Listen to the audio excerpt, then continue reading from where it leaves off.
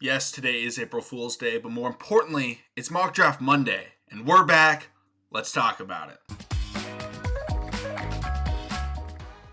What's going on, everybody? Welcome back to TTB Ravens Media, bringing you Ravens content. I try every single day, but I'm sorry it's been a little bit. A couple of things are going on right now, but I'm going to try and be a little bit more consistent. I'm working on getting my room finished up so then I can record in there rather than this is my sister's room. If you can't tell by the name that's not mine. But getting my room finished so then I'll be able to have the recording situation set up, get the Lamar Jackson jersey hanging, and all the other Ravens stuff. So that's why things have been pretty inconsistent, so I do apologize again. But Mock Draft Monday, if you're new to it, every Monday I put out a mock draft. 7 rounds, no trades. I'm using PFF for this one. And this is how I would draft. All right, this is not an expectation of how Eric DeCosta would draft or John Harbaugh or what Lamar Jackson would want. This is what I would want. If I was a general manager, this is who I would be taking. So, round 1, pick 30, ended up going with Kool-Aid McKinstry. Kool-Aid, in my opinion, I think he's the cornerback 1 in the draft. However, if you believe it's Quinion Mitchell or Nate Wiggins, I'm not going to be violently upset with you. I think that they have a case for that spot. So, if you want to say that they're the best, that's fine. But I really like Kool-Aid's game, and I don't know how long Marlon Humphrey is going to be on the Ravens. I don't know if we're going to re-sign Brandon Stevens. So outside cornerback is definitely a concern after this season. What are the Ravens going to be doing? I don't know. So draft a guy like Kool-Aid McKinstry. Have him learn underneath those guys. Maybe definitely play, but play a little bit, learn underneath him, and then the next year, starting outside cornerback, maybe cornerback 1 for the Baltimore Ravens could be Kool-Aid, and I would be totally okay with that. And also, he has a great name, so match up Kool-Aid with Fruit Punch. I think that's a great combo, right? Next up, round 2, pick 62. I went with Kieran Amagagie out of Yale. He's the offensive tackle. I really like his game. I don't think I want to take him in the first round. I don't think he's worth it. However, second round, pick 62. That's the perfect spot for him, in my opinion. I think that's the exact spot I'm looking for him. If we can get him there, it's a very good spot because he can compete at the right tackle spot. Maybe he wins the job from Daniel Falele.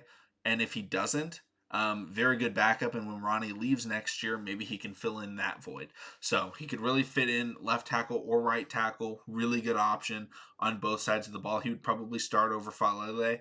And then Falele next year could be the starting left tackle, or we could, draft someone else, but learn underneath Ronnie and see what he can end up doing. Next up, round 3, pick 93. I went with Mason McCormick out of South Dakota State, an offensive lineman. He is a guard. I think if we get Kieran Amagagie and we get a guard in this draft, our offensive line would be set because we'd have Ronnie at left tackle, most likely Voorhees at left guard, obviously Tyler Linderbaum, and then we could get Mason McCormick in at right guard because right now Ben Cleveland will be the starting right guard, and he has not shown that he is necessarily ready for that spot. He could be. He could definitely win the job in camp or something like that, but if we get somebody to compete with him and potentially win, that's only going to help the offensive line. And then right tackle, Amagagie or Falele. We got some good battles going on for interior and at tackle, and I think it would be a really interesting battle, and I think it would really help the Ravens offense. And I think, yes, we could get wide receiver, we could get pass rusher, but I think offensive line, ensuring that up is priority 1 of the draft, and I don't believe in drafting interior offensive line in the first 2 rounds. So, guard. Round 3. That's what I believe in. Next pick, round 4, pick 113. I went with Javon Solomon out of Troy. I really like his game. He is undersized, but he's very, very productive as a pass rusher, and I think he could come in and maybe ignite this pass rush. We're just waiting for one of these guys to take the next step, and I think if we get him, at least he's a little bit undersized. He's scrappy. Maybe that fires up the Ravens defense, gets the pass rushers going. I chose him over Xavier Thomas.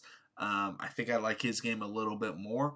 And, his production in college was one of the best in the country. So, it's not like getting a guy that's, he could be really good, but he struggled in college. No, this is a dominant collegiate player that we hope continues to dominate at the next level. Next up, round 4, pick 130. Finally went with a skill position. I went with Will Shipley, running back out of Clemson. And I was really torn taking Will Shipley because if you guys know, I really like Braylon Allen in this class as well. Both were available. And my thought was we have Derrick Henry. We have Keaton Mitchell. We need that receiving back. And I think that Will Shipley is that guy. He can come in, he can be in on third downs, he can pass block, but he can also come out of the backfield and catch passes. Keaton Mitchell can't pass block. That is a hindrance that he has. He needs to work on that. And if we get Will Shipley, Keaton Mitchell, and Derrick Henry, that is all 3 types of running backs that you could possibly have.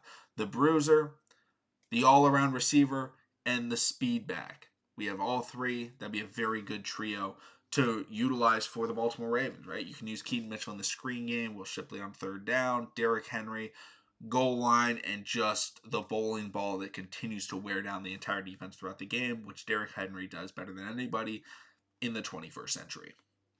Next up, round 5, pick 165. I went with Bo Braid out of Maryland.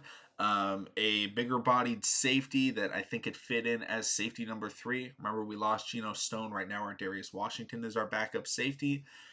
Bo Braid can come in and compete with our Darius Washington as that third safety that does get utilized in the rotation. Remember, the Ravens love 3 safety sets. We're going to have Trenton Simpson, kind of a fast linebacker, starting, so that may reduce the need for 3 safety sets, but I think we still will want to utilize them a little bit. So I wanted to get safety at some point in the class, and I think Bo Braid was a good value pick in round 5. Next up, round 6, pick 218. This is one of my favorite wide receivers in the entire class, Joshua Cephas out of University of Texas San Antonio. 6'3". He's very good after the catch. That is what he is good at. He catches screens well. He catches underneath routes, and he does have the size to be able to go up and make big catches. He does have good hands. His route running isn't anything, spectacular, but what he is he is what people were like, Quentin Johnston, this is what he's going to be, right? Screens underneath. Yes, he has a big body. I think he has better hands, but he's just not getting the hype of Quentin Johnston because he wasn't playing in the national championship game. Like, that was the only reason Quentin Johnston got anything, was made it to the, or not national championship, he made it to the, he did make the national championship, and they got blown out. It was really bad. Thought they lost to Michigan for a second. But they did meet Michigan, lost to Georgia by like 60 points.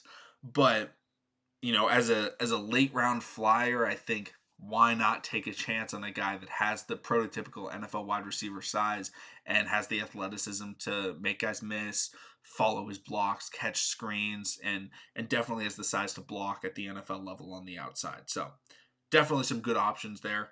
But I think round 6, you're most likely not getting a superstar wide receiver, but get somebody that can maybe contribute. I think Joshua Cephas is potentially that guy.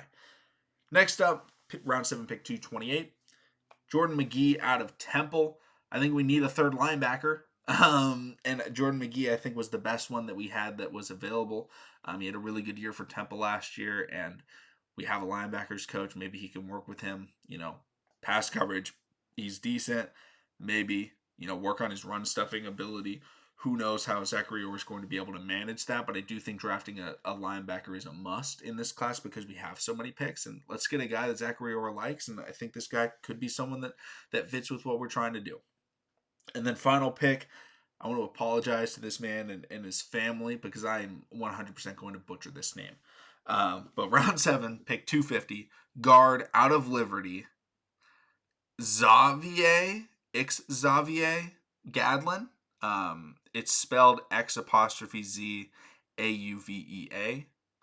I'm going with Xavier, but I have no confidence in that, so I apologize. But I figured getting a guard, backup, offensive lineman will never hurt. And so there weren't any other positions that I was really looking at, so why not just snag a late offensive lineman? I consider snagging a late quarterback, but I think Josh Johnson's going to be a fine backup for this season, and maybe Malik Cunningham. So that's my draft. I'll run through it one more time. Let me know in the comment section down below your guys' mock drafts and your thoughts on my players. But Kool-Aid, Kieran Amagagier, Mason McCormick, Javon Solomon, Will Shipley, Bo Braid, Joshua Cephas, Jordan McGee, and Xavier Gadlin. Thank you all so much for watching. Subscribe for more Ravens content, and I'll see all of you again next time.